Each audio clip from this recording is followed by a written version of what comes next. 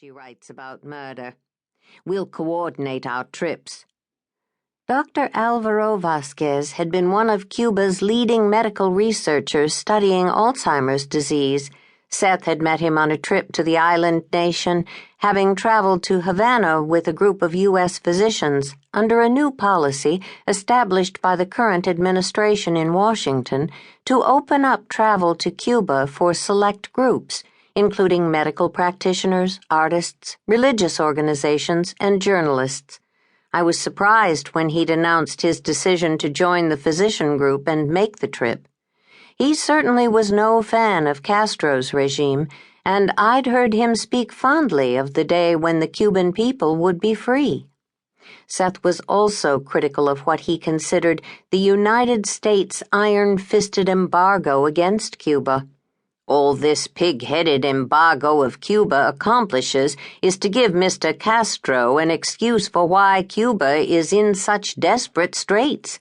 He blames us and the embargo, and nobody challenges him, at least publicly. But Cuba had proven a siren song for my old friend, and he'd visited there again and again, returning each time to wax poetic about his new friend, Dr. Vasquez.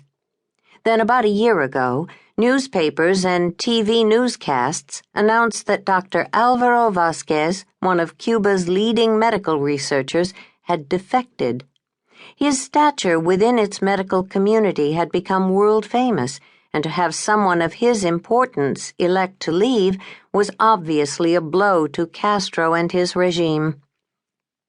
According to the news reports, Dr. Vasquez and his wife had attended a medical conference in Bern, Switzerland. Rather than returning home, they'd flown to Washington and asked for asylum. Their application was under review, but no one doubted that someone of Vasquez's stature would be approved. Naturally, Seth was excited about the news, and was especially pleased when Vasquez called him a few weeks after arriving in the States. "Al is anxious to get together with me," he proudly told me after the call. "You two have really bonded," I said. "Yeah, that we have. We get along because he appreciates straight talk from me. Lots of people he works with fawn all over him, tell him what he wants to hear. That's not me." "No, it certainly isn't," I agreed lightly. "Have you made plans to visit him?" "No, but I will. He and Evelise have decided to live in Tampa, Florida. I'll wait until they're settled in before setting up a visit." Seth had since made several visits south to see his friend, and now the opportunity had arrived when we were both going to be in the city at the same time. Seth gave me his itinerary and said, "Mind a suggestion, Jessica?" "Of course not." "You'll be coming off your book tour and needing some rest and relaxation, R&R, as they say in the military.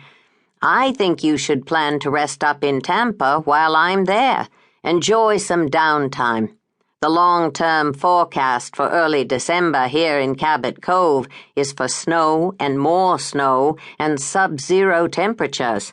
Be nice to bask in some sunshine and enjoy fancy drinks with little umbrellas in 'em." "Sounds appealing," I said. "I'll think about it." "You do that. If you decide to stay in Tampa, call Susan. She'll book you into the same hotel I'm staying at. Should give the tongues of the rumor mongers here something to wag about. Got to run. Let me know what you decide." I thought about what he'd suggested for the next couple of days before making the decision to extend my Florida trip for a week. It meant cutting into my pre-Christmas activities, but the contemplation of some rest in a more favorable climate became overwhelmingly appealing.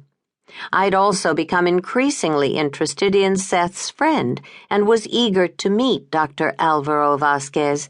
I'd Googled him a bit and was impressed with his expertise and standing among his fellow physicians. According to what I'd read, his quest for a cure for Alzheimer's disease was admired by his peers, although there seemed to be some sort of mystery surrounding his work, a sense that there were those in the medical research community